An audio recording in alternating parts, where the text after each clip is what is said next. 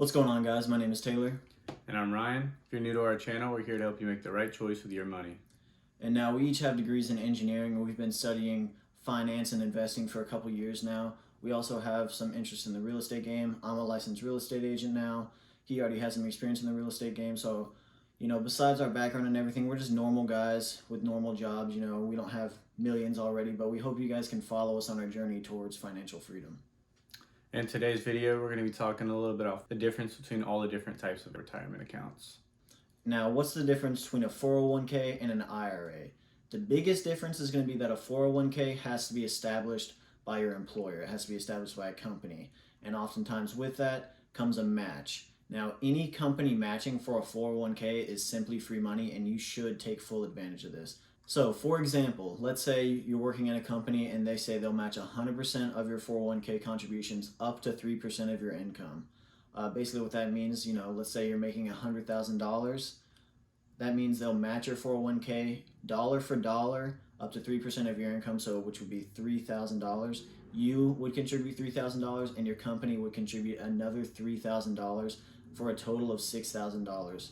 And there's different variations of this. So a lot of times you'll also see a company say they'll match up to 6%, but they'll only do it at 50%. So that in that case, they would only pay 50 cents on the dollar instead of dollar for dollar. So again, that's another variation you'll see a lot of times on different, when companies offer their program.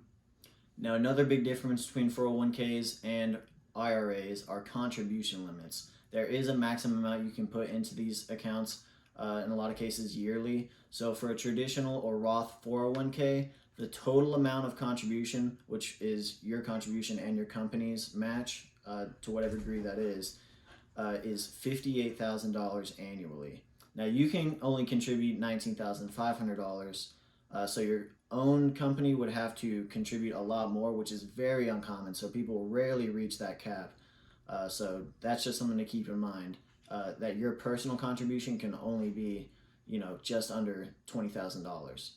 Now, the contribution limit for a Roth and traditional IRA is $6,000 a year up to a certain point. I think it's over 50 that you can start contributing, like $7,000. But a lot of us, we're young right now and everything. So your contribution limit for IRAs will be a $6,000. And also there's a big difference between just traditional and Roth. So you'll see when you go to your company, and like you said, 401k is usually offered by a company. So when you go to your company, they see the 401k, usually they'll offer a traditional 401k and a Roth 401k. Or if you go to open up your own IRA, and the IRA stands for individual retirement account. So that just means that you can open it yourself. You don't need any other entity to open it for you. And the Roth IRA is going to be different from the traditional IRA, or same with the 401k, is the biggest thing is taxes. So with the traditional on 401k or IRA is going to be, you don't get taxed up front, or before the government takes their portion, the money goes straight into an account for you, a retirement account. And then when you go to retire and you're at retirement age, and then you go to pull out that money to use, then your money gets taxed.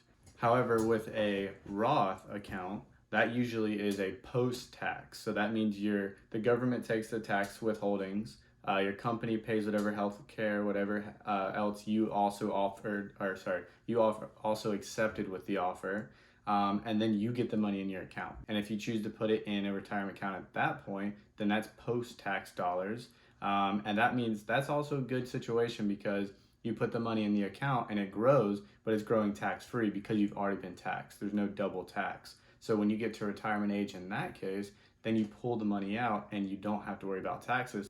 A big pro for those trying to choose between traditional and Roth is, with the traditional, since you're putting in pre-tax dollars, you can actually take that off your income. So that means if you're right on the cusp and you just push over the threshold to the next income bracket, that means you're on the lower side, but you're paying more taxes. So that means if you put in more money into your retirement account, it could actually drop you back down into that lower tax bracket. That's a huge tax pro, a huge tip that a lot of people should take advantage of.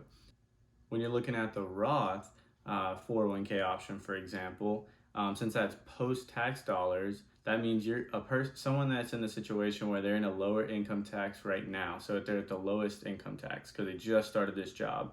The Roth, you're going to want to put money in, especially extra money. Even though it's not tax deductible money, you're putting in this money that's going to grow tax free. So it was a lower amount of tax than if you waited, say, till you're 50. If you're 50, you're more likely to make more income. That means you're in a higher tax bracket, paying more taxes. So kind of to sum that up, the best situation for someone to open a traditional, either IRA or a traditional 401k, is going to be someone in a higher tax bracket, because again, you could bring yourself back down a tax bracket.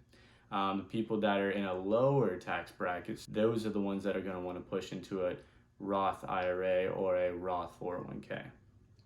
Yeah, and if you guys are confused what we're talking about with tax brackets and everything, I know not everyone may know. That's something you could easily look up on the IRS website or anywhere really, and you can Google it real quick. You'd be able to find what tax bracket you're in.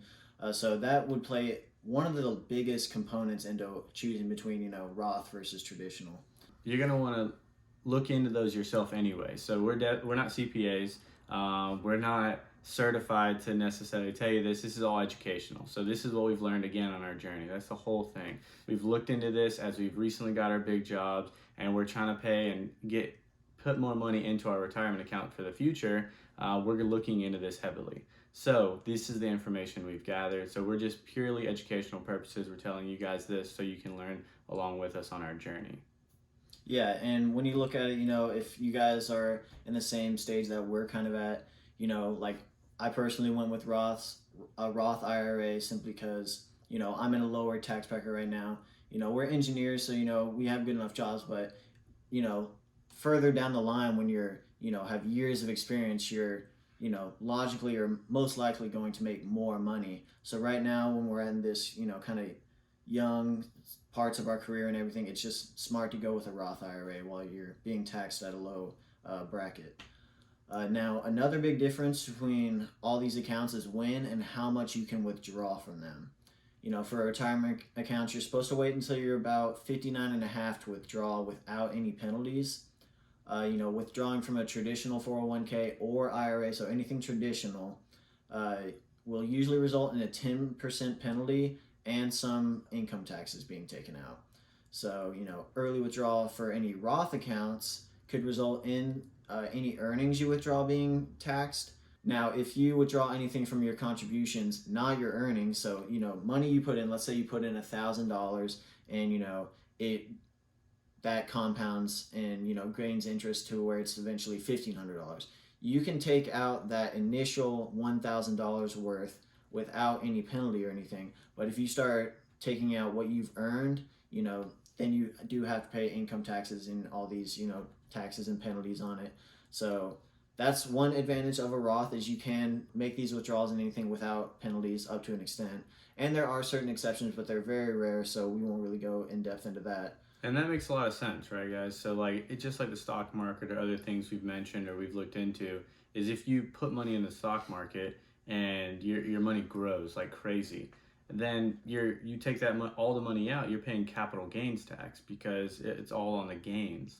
It's the same thing. So if you put it into your Roth, your retirement account, the money you've already been taxed on is your money. You've already paid the government their portion. So that money that's sitting in the account that you put in there is okay to take out because it's your money.